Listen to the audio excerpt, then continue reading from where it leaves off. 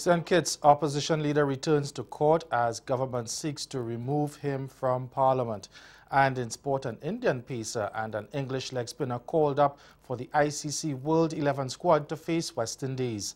I'm Ricardo Roberts and this is Caribbean in 10 for Tuesday, May 29th. I'll be back with the details after the break.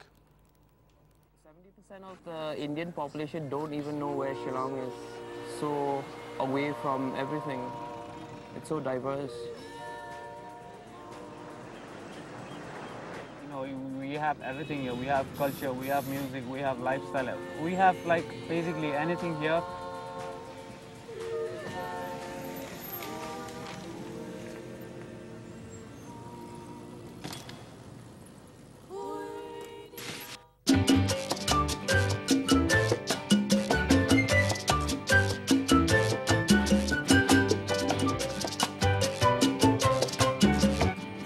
Few cascadoo here. This is about 12 or 13 cascadoos or cascaduras, and it's cleaned already and washed, and my brother just slit the center here so we can stuff it, slit it, take out all the guts and the gills and everything.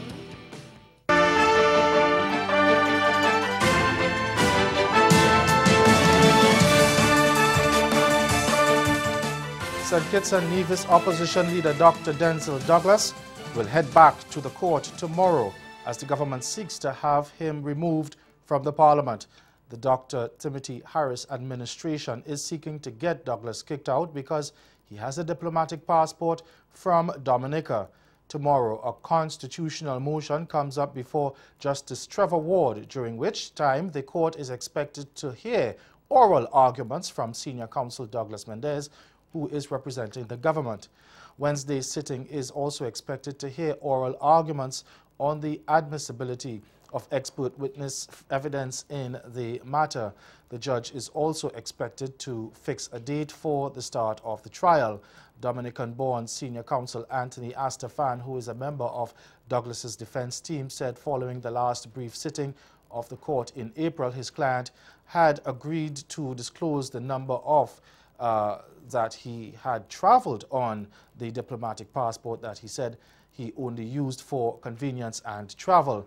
Douglas, a former prime minister, in a sworn affidavit asked the court to dismiss the charges brought by the Attorney General and also request that costs be paid for wasting the court's time. The government, through Attorney General Vincent Byron, is seeking a declaration from the High Court that since the election on February 16, 2015, Douglas became disqualified from being a sitting member and should vacate his seat. The government is also seeking an injunction restraining him from performing his functions as a member of parliament, as well as costs and other relief as the court may deem just and expedient. Trinidad and Tobago's Chief Justice Ivor Archie has been given leave to appeal to the Privy Council in his attempt to overturn a lower court's decision that allows the country's law association to investigate allegations of misconduct against him. A High Court judge had ruled in March that the Law Association of Trinidad and Tobago did not have the power to probe the allegations. But last week, the Court of Appeal disagreed, giving the lawyer's body the green light to go ahead. But yesterday, the court gave the Chief Justice a reasonable stay of 6 weeks to make arrangements to challenge the ruling at the London-based Privy Council, the Twin Island Republic's highest court. The 6-week stay only prevents LAT from holding a special general meeting to discuss a report on the investigations of a subcommittee and the advice given by its external counsel. It does not prevent the association's counsel from having its legal advisors continue with their deliberations.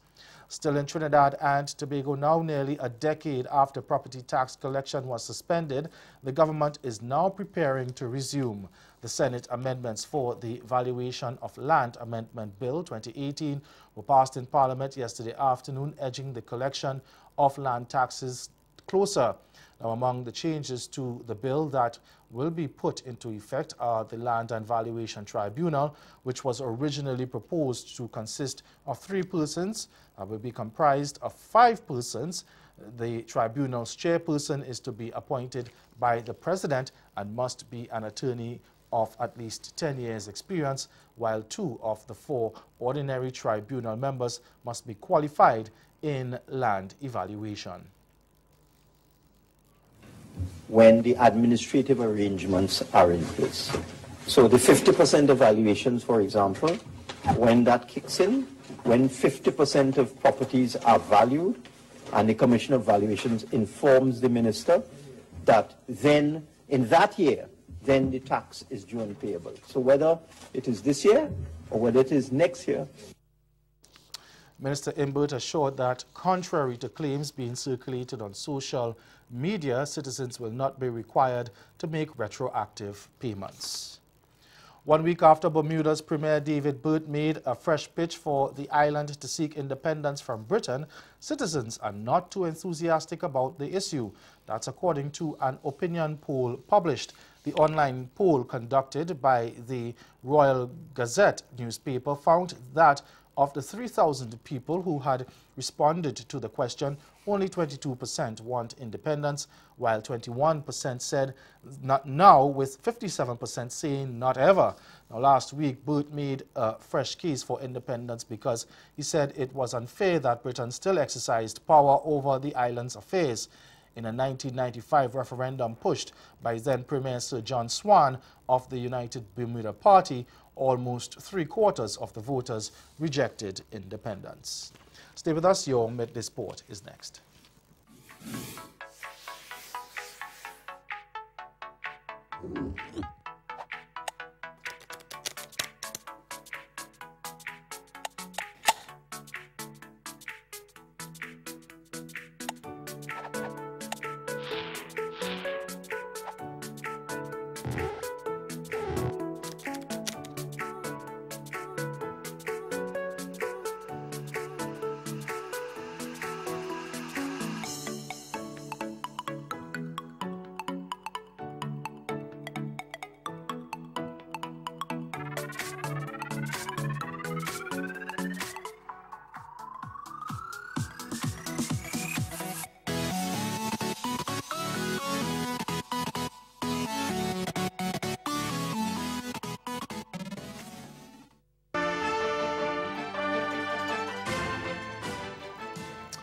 Pacer Mohammad Shami has replaced fellow Indian star Hardik Pandya for Thursday's Hurricane Relief T20 against West Indies at Lord's, with England leg spinner Adil Rashid also added to the ICC World 11 squad. Exciting all-rounder Pandya, one of 2 of the Indians in the World 11, has been ruled out with a viral infection. 27-year-old Shami has played 30 tests, 51 days and 70 T20 internationals, and is coming off a stint in the just concluded Indian Premier League for Delhi Daredevils. He has taken 68 wickets from 65 T20s. The 30-year-old Rashid, meanwhile, is a seasoned campaigner, having taken 170 wickets from 152 T20s. He will join fellow England star Ian Morgan, who will lead the squad that also includes Pakistan batsman Shoaib Malik, New Zealand left-armer Mitchell McClenaghan, and 17-year-old Nepalese spin sensation Sandeep Lachhain. And 4 boxers from the Cayman Islands will square off with the best amateur boxers in Saint Martin in the Battle of the Islands on Thursday. Cayman 27's Jordan Arminis has more. That's Caribbean in 10. We'll hear more of that story in our major newscast at 6:30. Good afternoon.